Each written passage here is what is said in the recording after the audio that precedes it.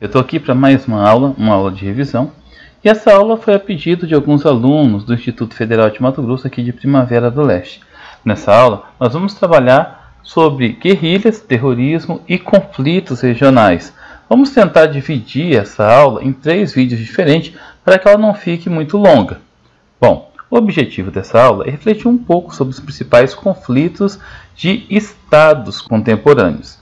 Entender um pouco sobre o contexto da Guerra da Síria, aquela guerra bastante complicada que se iniciou lá na Primavera Árabe, analisar a situação do Oriente Médio, dando uma ênfase na crise humanitária do Iêmen, aquele país pobre que fica ao sul do Oriente Médio, refletir sobre as diversas crises regionais na África subsaariana, falar um pouquinho sobre os movimentos separatistas que viraram partidos políticos lá em Angola, sobre a questão da crise na região do Chifre da África, falar um pouquinho sobre a crise humanitária em Ruanda e Burundi, bastante recente, entender e refletir sobre os movimentos separatistas e também sobre o terrorismo de Estado. Então a gente vai falar um pouquinho sobre o terrorismo nacionalismo, sobre o fundamentalismo religioso e como que o terrorismo ele acaba se manifestando.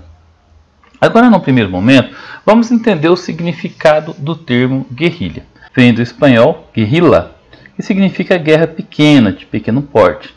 Essa expressão passou a ser empregada no contexto de resistência da população espanhola contra a invasão napoleônica entre o fim da década de 1800 e o início da década de 1810. Quando falamos em guerrilha, a gente lembra de guerra rural. Pessoas que se escondem no meio da mata e acabam atacando grupos militares. Aqui no Brasil, nós lembramos bastante desse camarada aqui, o Carlos Marighella. Lembramos também do militar Carlos Lamarca, ou do famoso guerrilheiro, talvez o mais famoso do mundo, o médico argentino Ernesto Che Guevara. Vamos entender um pouco sobre o terrorismo. Existem diversas denominações, diversos conceitos de terrorismo pelo mundo. Eu peguei aqui o conceito da Enciclopédia Britânica, que é o uso sistemático de violência para criar um clima de medo generalizado numa população e dessa forma atingir um determinado objetivo político. O terrorismo tem sido praticado por organizações políticas, tanto de direita quanto de esquerda, por nacionalistas e grupos religiosos, e também por instituições do Estado, como as Forças Armadas e também as forças policiais. O uso do terrorismo vem sendo praticado desde o início do século I d.C., tanto por instituições religiosas, como foi o caso dos judeus. No século VII, os árabes muçulmanos utilizaram o terrorismo. Durante a Revolução Francesa, técnicas terroristas foram utilizadas também. Traduzindo os vários conceitos, terrorismo nada mais é que aplicar o medo a uma determinada sociedade, a um determinado grupo, através do terror. Nós temos vários tipos de terrorismo. Aqui eu vou linkar apenas alguns para a gente poder refletir, senão a aula vai ficar muito comprida. Nós temos o terrorismo nacionalista, que são aqueles grupos paramilitares que têm objetivos comunistas, socialistas, ou até mesmo de reintegração de território, como é o caso do IRA, como é o caso do povo basco, como é o caso do povo curdo, das Farc e assim por diante. Nós temos os grupos fundamentalistas religiosos, e aí, pessoal, vamos tomar cuidado com o preconceito. É bastante comum o fundamentalismo islâmico, mas também temos vários grupos religiosos, cristãos e também judeus. Então, o fundamentalismo religioso é o radicalismo em nome de uma religião que, em tese, deveria ser pacífica, mas que se utiliza de determinados preceitos, de versículos, de trechos dentro desse fundamentalismo para que ele se torne um pouco mais agressivo, tentando passar o medo para a população. E aqui eu vou determinar um pouquinho alguns conceitos relacionados ao terrorismo de Estado, tão comum e que é muito pouco propagado. As ditaduras, com o pretexto de impor a ordem, praticam violações aos direitos humanos com grupos políticos que não se enquadram nas leis de estados de exceção. Dessa forma, suspendem garantias constitucionais e encobrem as violências praticadas pelas forças policiais. Como exemplo, temos terrorismo de estados na época da Alemanha nazista, ou as ações do Estado inglês contra manifestações realizadas pelos irlandeses, como a questão do Domingo Sangrento.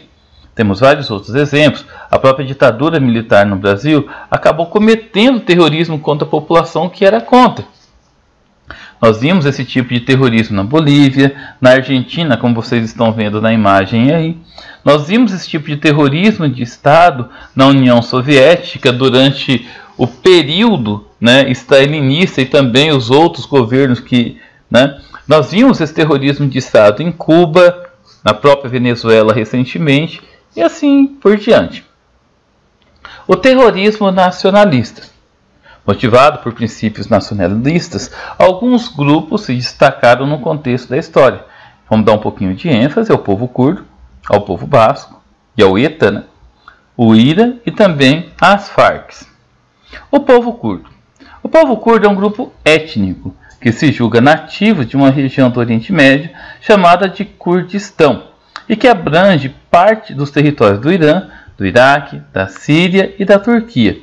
Esse grupo étnico é formado por aproximadamente 25 milhões de pessoas. Possui uma organização social alicerçada em clãs. Então, o povo curdo é a maior nação sem pátria do planeta. Segundo consta nos documentos históricos, eles existem há aproximadamente 2.000 anos. Alguns outros registros alegam que o povo curdo existe há mais de 4.000 anos, ou 2.000 anos antes de Cristo. E estão espalhados aqui pelo território da Turquia, pelo território da Síria, do Iraque, do Irã. Existem documentos que falam que eles são em até 6 países, pegando a Armênia, o Azerbaijão e vários outros países. E eles lutam pelo seu território e pela autonomia do seu território. E por isso formaram um partido político conhecido como o PKK, ou o Exército do Kurdistão, onde durante as décadas de 80 e 90, eles tiveram vários entraves com alguns governos, em especial do Iraque, da Síria e do Irã, na verdade, para reivindicar a autonomia do seu território. Até as mulheres do povo curdo pegaram as armas, porque os seus maridos, filhos, companheiros foram muitas vezes escravizados, mortos em combate. Vamos falar um pouquinho sobre o povo basco. Então, o povo basco, ou o País Basco, ele é uma região que fica entre o norte da Espanha e o sul da França e é dividida em vários subterritórios, em várias regiões, como a região da Navarra, Soule, Baixa Navarra, Labourd, Biscaia, Alava e assim por diante. Então, o povo basco busca conquistar seu próprio território para colocar em prática a sua cultura e os seus costumes. A principal característica da questão basca é que os bascos lutam para manter a sua identidade, como o povo, a sua língua, cultura, modo de vida. Há registros de grupos de adolescentes, de jovens, que saíam nas escolas ensinando a língua, os costumes religiosos, a maneira de vestir, isso já no início do século XX. O ETA surgiu em 1959 como um movimento socialista fundado através da união de diversos grupos políticos que atuavam na região, desde a Guerra Civil Espanhola, de 1936 a 1939.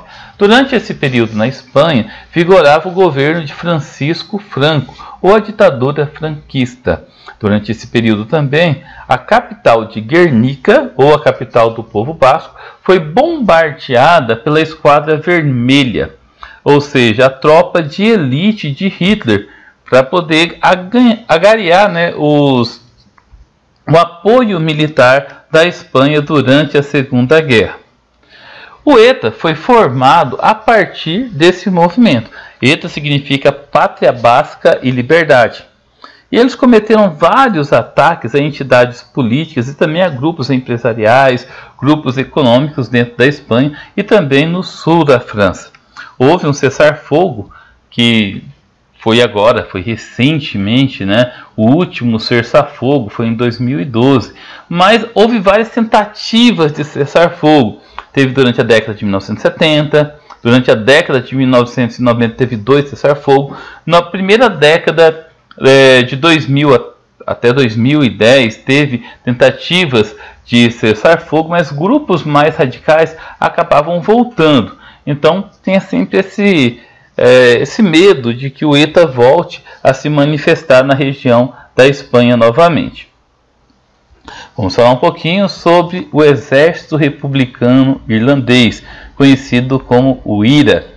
O Exército Republicano Irlandês, também conhecido pela sua sigla em inglês, o IRA, foi um grupo paramilitar católico e reintegralista irlandês, que pretendia separar a Irlanda do Norte do Reino Unido e reanexá-la à República da Irlanda. Vamos lembrar que a região do Reino Unido compõe o País de Gales, Inglaterra, Escócia e Irlanda do Norte. A Irlanda do Sul, ou República da Irlanda, na verdade é um país majoritariamente católico, enquanto que a Inglaterra e o Reino Unido é um país majoritariamente, ou uma nação majoritariamente protestante. Então havia um conflito muito grande cultural. Grupos militares e paramilitares durante a década de 1960 começaram a lutar contra esse regime do governo e fazer treinamentos militares e até a fazer vários ataques ao parlamento inglês, a autoridades inglesas durante as décadas de 1960 e 1970. Aqui nós temos imagens do IRA, não é verdade? Ok.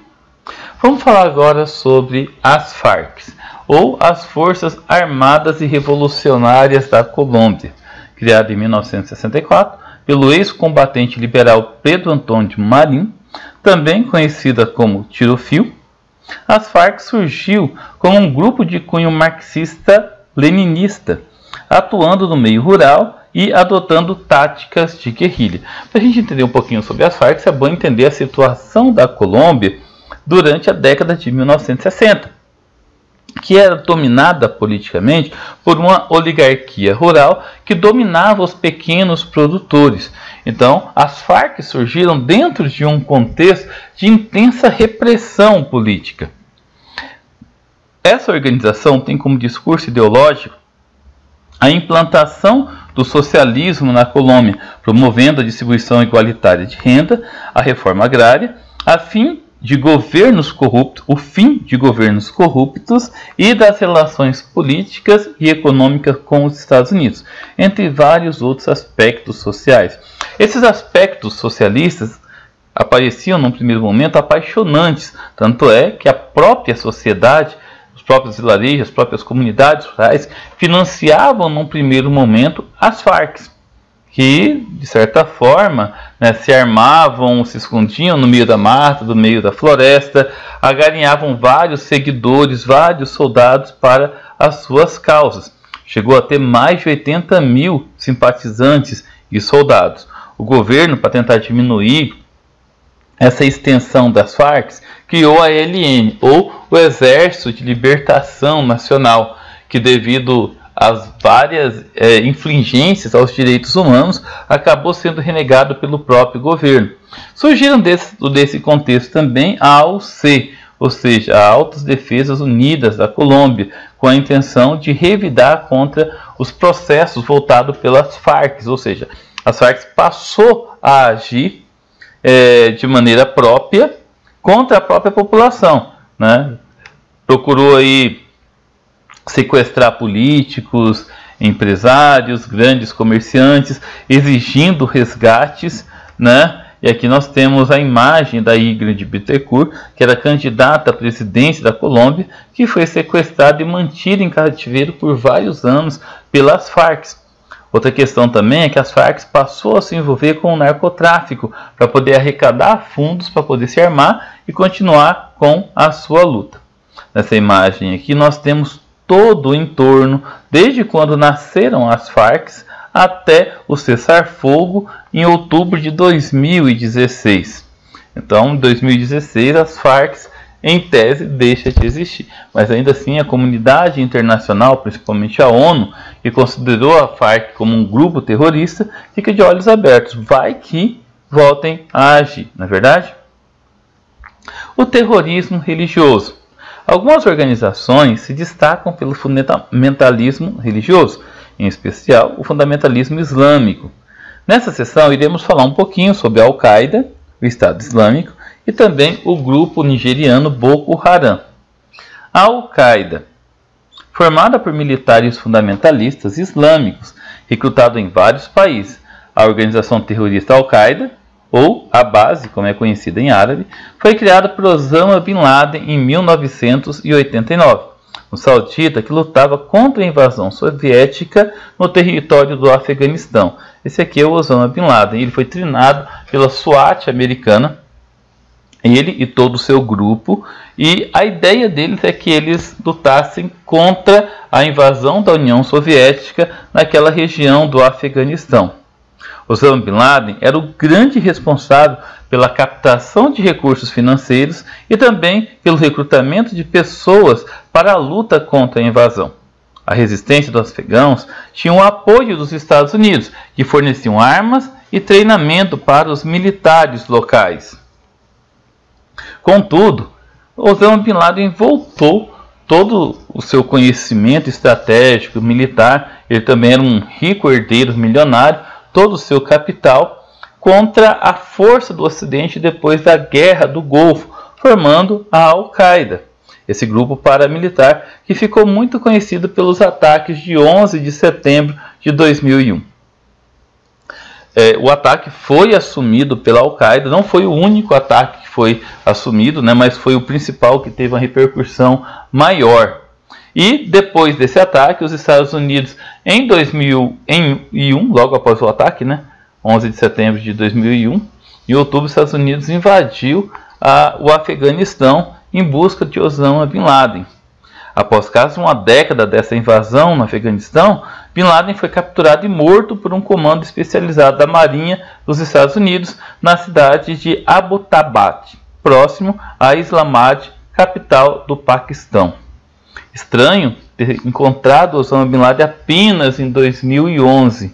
Por que será? Na verdade, é importante a gente ter um pensamento um pouco mais crítico com relação a essa geopolítica e um pouco menos tendencioso.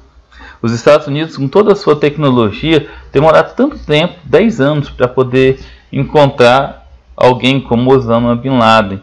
Mas esse ataque terrorista foi utilizado como desculpa para poder invadir o Afeganistão, o Iraque, controlar as reservas de petróleo desse país. Vamos falar um pouquinho sobre o Estado Islâmico. O Estado Islâmico do Iraque e do Levante, ou EI, é um califado com atuação terrorista que controla regiões no Iraque e na Síria e baseia sua ideologia em interpretações radicais e determinados princípios do islamismo. Esse califado, um Estado que é governado por uma autoridade religiosa, o califa, foi criado em 29 de junho de 2014 e espalha o terror sobre a população das regiões que controla, perseguindo minorias e organizando ataques terroristas em outras partes do mundo, como os ataques recentemente ocorridos na França. Atualmente é liderado pelo autodeclarado califa Abu Bakr al-Baghdadi. O Estado Islâmico impõe a Sharia, ou seja, aquela lei islâmica, nos territórios dominados e persegue as minorias religiosas, além de lutar contra outros grupos islâmicos.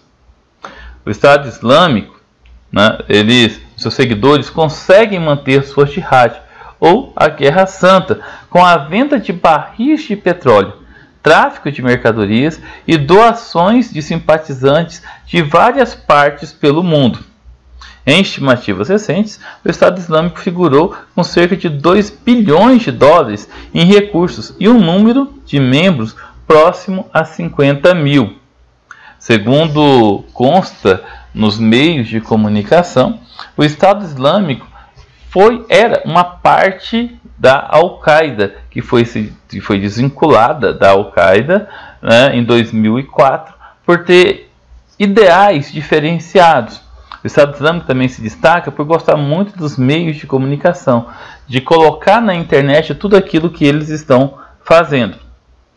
Aqui nós temos algumas imagens bastante fortes do Estado Islâmico atuando contra representantes da ONU, da Cruz Vermelha, grupos humanitários e assim por diante.